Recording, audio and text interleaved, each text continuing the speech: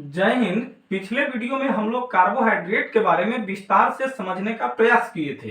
तो आइए आज की इस वीडियो में हम लोग वसा के बारे में पूर्णतः समझने का प्रयास करते हैं कि वसा क्या होता है। वही वसा जो आप घी, मक्खन, तेल आदि से प्राप्त करते हैं। तो साथियों, हम बात करें वसा की, तो वसा जो है एक प्रकार का कार्बनिक यौगिक है और यह कार्बन, हाइड्रोजन तथा ऑक्सीजन से मिलकर के बना होता है।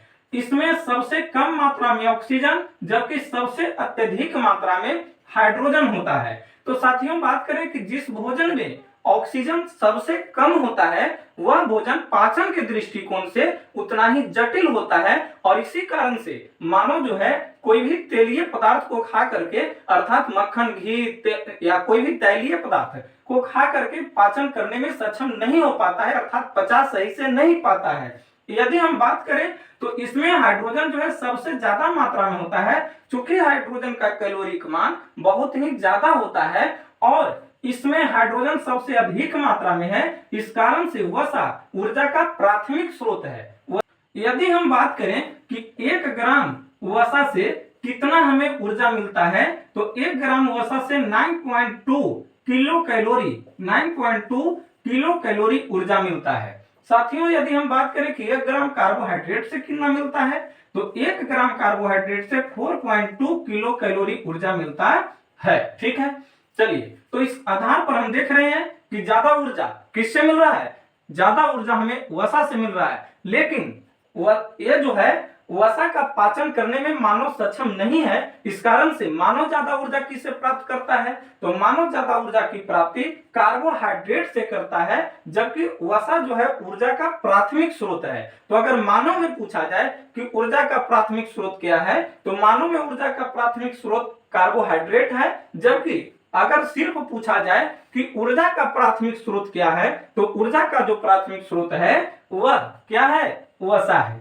अब यदि हम बात करें कि वसा बना क्या से होता है, तो वसा जो है वसीय अम्ल और ग्लिसरॉल से मिलकर बना होता है। जब वसीय अम्ल और ग्लिसरॉल ठीक है आपस में जब रिएक्शन करते हैं, तो इसके फलस्वरूप ट्राइग्लिसराइड का निर्माण होता है और यही ट्राइग्लिसराइड को हम सामान्य भाषा में वसा कहते हैं। इस ट्राइग्लिसराइड को हम सामान्य भाषा में क्या कहते हैं? वसा कहते हैं। ठीक है, अब यदि बात करें कि मानव में जो वसा है वह किस रूप में होता है, तो मानव में वसा 2 रूप में पाए जाते हैं। एक जो है स्टोरेज फैट के तौर पर और एक जो है गतिशील फैट है ना, यानी एक जो है जमा हुआ फैट है, जमा हुआ वसा है, और एक किस रूप में है? गतिशील वसा है। ठीक है, तो होता क्या है कि हम लोग जब ज्यादा फैट का सेवन करते हैं तो उस फैट में से कुछ मात्रा हमारे बॉडी में क्या होता है? स्टोर होने लगता है। जैसे आप यहाँ पर देख सकते हैं फिगर में कि ये व्यक्ति क्या किया है, ये जो है सुरेश है, और सुरेश ने क्या किया है? ज्यादा फैट का सेवन किया है। ज्यादा फैट के सेवन करने की वजह से इनके जो है पेट के कुछ हिस्से में क्या हुआ है? फैट का स्टोर हो चुका है और जिसके कारण इनका पेट और कमर का हिस्सा जो है वह कमरा बन चुका है, यानी बहुत ज्यादा निकल चुका है। ठीक है, तो जो जमा हुआ स्वरूप है वसा क्या है? यहाँ पर जमा हुआ है। तो जो वसा का जमा हुआ स्वरूप है उसको ट्राइग्लिसराइड कहते हैं। जबकि उसी वसा में से कुछ जो है वह हमारे रक्त के साथ मिलकर संपूर्ण बॉडी में क्या करते रहता है? यात्रा करते रहता है। तो जब वही फैट रक्त के साथ मिलकर के पूरे बॉडी में गतिशील रहता है, तो उस फैट को हम कोलेस्ट्रॉल कहते हैं। क्या कहते हैं? कोलेस्ट्रॉल कहते हैं। और कोलेस्ट्रॉल जो है 2 प्रकार के होते हैं, एक HDL कोलेस्ट्रॉल और एक LDL कोलेस्ट्रॉल। तो जो HDL कोलेस्ट्रॉल होता है वह गुड कोलेस्ट्रॉल होता है, जबकि जो LDL कोलेस्ट्रॉल होता है वह कैसा होता है? बैड कोलेस्ट्रॉल होता है। तो हम लोग क्या देख रहे हैं कि मानव में 2 प्रकार के वसा हैं, एक जमे हुए रूप में, उसको क्या कहा जा रहा है? ट्राइग्लिसराइड। जबकि जो गतिशील वसा है हमारे रक्त के साथ उसको क्या करते हैं? कोलेस्ट्रॉल कहते हैं। ठीक है, अब यदि हम साथियों बात करें कि वसा होते कितने प्रकार के हैं, तो वसा जो है मुख्यतः 3 प्रकार के होते हैं। एक संतृप्त वसा और एक असंतृप्त वसा, जबकि एक परासंतृप्त वसा।